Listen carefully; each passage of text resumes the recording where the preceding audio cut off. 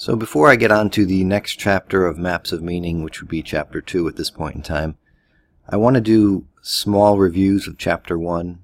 I had imagined a large review of Chapter 1, but I think I'm just going to do smaller reviews, just picking out certain things that stand out to me or that are important to me, and that you might find valuable yourself.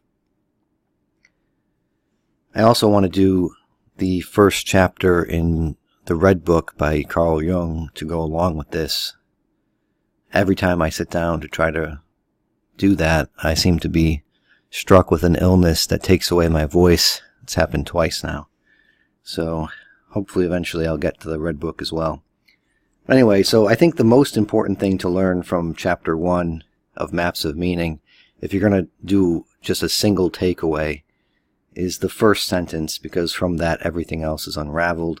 The world can be validly construed as a form for action or as a place of things.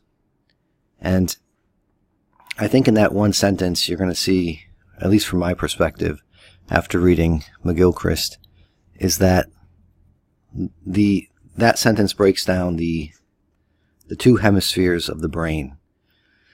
The form for action and the place of things. It's the right and left hemisphere. You're going to have religion and science, or myth and science, whatever. And this is thinking with, and Jordan goes on to say that you need sort of both things to act in the world, to have a proper worldview. And so that means you need to think with your entire brain. You can't just be one-sided in your thought. And I think scientism is what Blake was talking about and what Blake was seeing as the future of humanity, which he was railing against in his poetry, which is why I like to bring up Blake when I talk about Jordan Peterson versus Sam Harris or anything that Jordan Peterson does, because I think Jordan Peterson is in some way taking up the Blakean mantle again to rail against the extreme of one side or the other in terms of thinking. Jordan is trying to find the middle way. That's why a lot of times he sounds like Eastern philosophy with the Tao. Although, as a commentator pointed out in my comment section, that Jesus talks about being the way as well, so that's kind of interesting. There's a sort of hidden, loaded sentence, I think, right in the first page of Maps of Meaning. And just as a side note, I am concentrating this small review on just the first page of Maps of Meaning. And as I start going into Chapter 2 and 3 and so forth, I'm going to go back and do these small reviews over time, over a long period of time, not consecutively. I think it'll be more helpful that way. So there's a sort of hidden loaded sentence in that first page that I think can easily be overlooked. He says, science allows for the efficient utilization of precisely determined things as tools. Now that part of the sentence is perfectly normal and no one would bat an eye at that. But then parenthetically he says, once the direction such use is to take has been determined through application of more fundamental narrative processes. That's where I think in that parenthetical hides a whole bunch of stuff that he's probably going to, well, I'm sure he's going to unpack that later on, and he sort of does later on in the chapter, and that's that how we use this tool that we have, this science, is sort of dictated by our larger narrative that we have as a culture. So, do we use it as a tool for good or for bad? Do we use it as a tool itself? Do we see it as a tool? Or do we take it up as a religion, like the scientism people do, like Sam Harris, in my opinion, and Matt Dillahunty, perhaps even more so? Is it another story, just like any other myth, or is science a fact? This is another thing that will break people's heads in the modern world, to think of science as just another story, because they think of it as a series of facts. As object or subject. This is something I'm getting into with my reading and introduction to Christianity. I'm going through that book very slowly because first of all, I enjoy it very much. And I feel like every page has so much to think about that I have to put it down every like 2 or 3 pages. I have to just put it down for the day and just think about what I've read. So as subject or object, do we think of science, do we use it to destroy, like to atomize the world and all within it? Or do we use it to heal and create? And I think this is where Blake wanted science to go. He wanted to reincorporate it into the whole brain thinking. You know, you start your thinking process in the right hemisphere and you send things over to the left, and then it goes back to the right. You know, it goes back to the master, as Ian McGilchrist would say. And so therefore you can use science as a creative tool, not as merely a destructive tool. And if you're leaving it to the left hemisphere as the world as a place of things, you're going to be in the destructive realm of science. But if you send it back to the right hemisphere, you're going to use it as a way to act in the world, as a creative process, a part of a creative process. So what narrative do we fit science into? This is a big question. And like I said, that one parenthetical sort of sets us up to ask that question. The Christian narrative, perhaps, this is how science, in my opinion, was started with St. Thomas Aquinas, in that we were thinking the thoughts of God after him. And I would just add, we were thinking the thoughts of a creative God after him. Or do we fit this tool into something more ordinary left brain, like a philosophy of science, that sort of thing? That's where we're going to.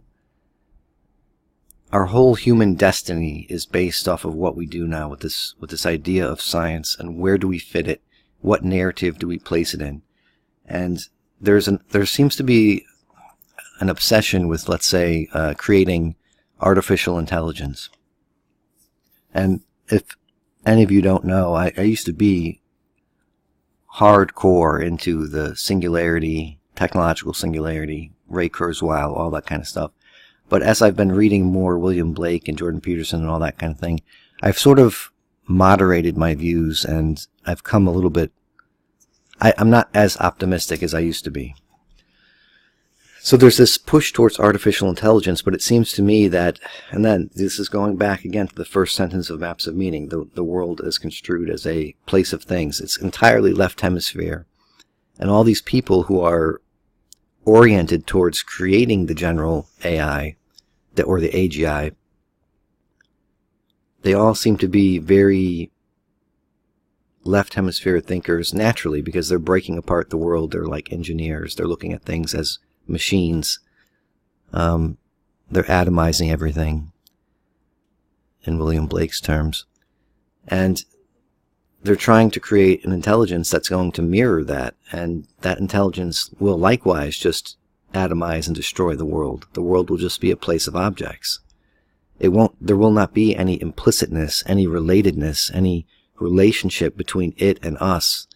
And I hope someone in this field is looking into that. It just seems that everybody who naturally would be oriented towards creating an AGI is naturally the sort of engineering, scientism mind, left hemisphere, very mechanistic, technology oriented, and not a human oriented kind of person.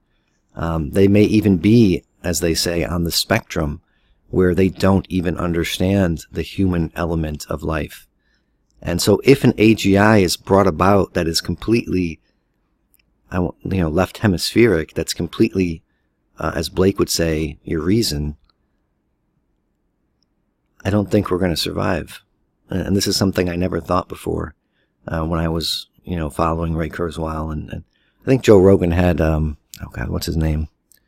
A pretty famous artificial intelligence guy on recently. Can't remember his name right now. But I was following that guy since like 2002 as well. He's a little bit more interesting. He seems well read. He seems like maybe he's taking some of the stuff into account. I think he's working for China. And this is another interesting thing. The Chinese seem to have a whole different view, as he was trying to explain to Joe Rogan, about AGI than people in the West. people in the West see it as maybe perhaps a tool and a weapon, and the people in the East see it as a benefactor for humanity, as a friend and a helper. And it's all integrated into their social being, that's something McGilchrist points out in Master and His Emissary. And McGilchrist says he's not an expert on the East, but from what he sees, it seems like, they are oriented towards their society, towards being social, and whatever they're creating over there may be better than what we're creating over here in terms of the end goal for the survival of humanity. And again, that's something I never thought maybe 10 years ago. I never thought of it that way, but it's something I'm thinking now. And again, I'm fitting this into the first sentence of Maps of Meaning. The world can be validly construed as a form for action or as a place of things. And like I said, Jordan says, no complete world picture can be generated without the use of both modes of construal. He says the nature of their respective domains remains insufficiently discriminated. That's perhaps the second takeaway I would take from the first page of Chapter 1, is the nature of these two domains are insufficiently discriminated. And so our job is to try to figure out where are the boundaries of these domains. And I think what is essential to that is the question, which is going on in my longer series of the Jordan Peterson Paradox: what is truth? So which of these things gives us access to truth? The world as a place of things, or the world construed as a form for action? Because you see, as Jordan Peterson versus Sam Harris or Dillahunty, people are taking sides. I think Jordan is trying to be in the middle, as he states in, again, the first page of Maps of Meaning. You need both of these things to have a sufficient worldview, a complete worldview. But a lot of people want to take one side or the other. And I think to convince these people that you need to kind of have both, you have to orient them towards something they value. And a lot of people who are left hemispheric, I think they value the truth. They want to know what's real. And so you have to convince them that it's not just this left hemispheric view, this world as a place of objects, that gets you to the truth. Well, first we have to know what the truth is. And that's, again, something I'm still trying to figure out in the Jordan Peterson Paradox series. The next part of that series, I'm going to get into Lennox and Michael Roos, on the resurrection. I was thinking about doing it today, but I had a whole emergency come up this morning regarding my furnace. And of course, it happens right when we're getting a snowstorm, so I have to deal with that. So anyway, knowing what there is, plus knowing what to do about this is the third takeaway I would take here from Chapter 1. Knowing what there is, this is the truth, I think, and knowing what to do about what there is. These are two different pieces of knowledge, and they often get confused by the scientism folks. They think that the fact, knowing what there is, will give me a call to action, knowing what to do about what there is. And again, I think this comes up right in the first page of Maps of Meaning. So what Jordan wants to emphasize is that you have these two different pieces of knowledge: what there is, and knowing what to do about what there is, the action. So the object and the action. Again, this goes back to the first sentence. The world is a place of objects, and the world is a form for action. Now, again, the third stressor here is knowing that there is also a difference between these two pieces of knowledge, because again, modern people are confusing one for the other or one for both. So they think that the fact will give them the understanding of what to do about the fact.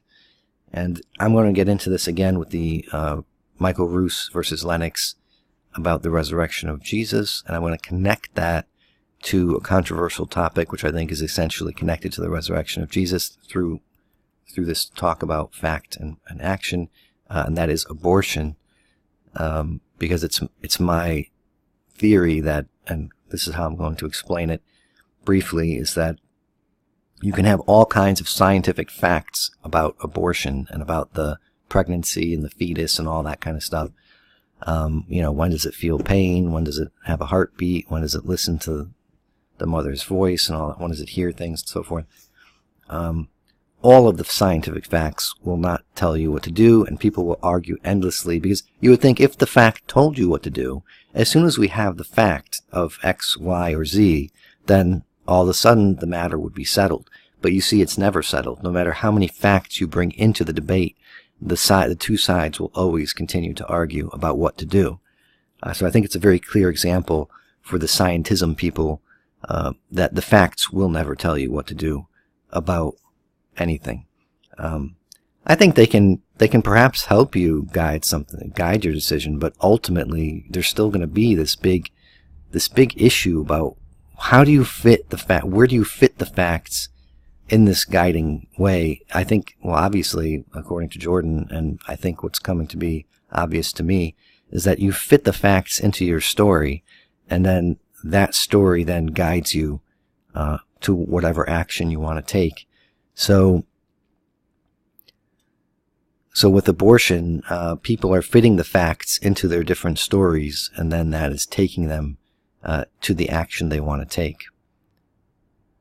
Anyway, so I think that's all I'm going to cover for the first page of Maps of Meaning as my little miniature review.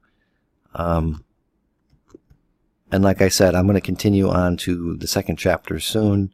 I want to include the first chapter of the Red Book by Carl Jung as soon as I'm able to speak properly when I sit down to do it. And I will go back and I will be doing these little miniature reviews of certain things that stand out to me, certain important things to understand if you're going to understand Maps of Meaning, if you're going to understand Jordan Peterson, throughout as I keep moving forward in Maps of Meaning. Alright, so if you like this sort of thing, give the video a like, and please subscribe if you haven't subscribed already. Thank you.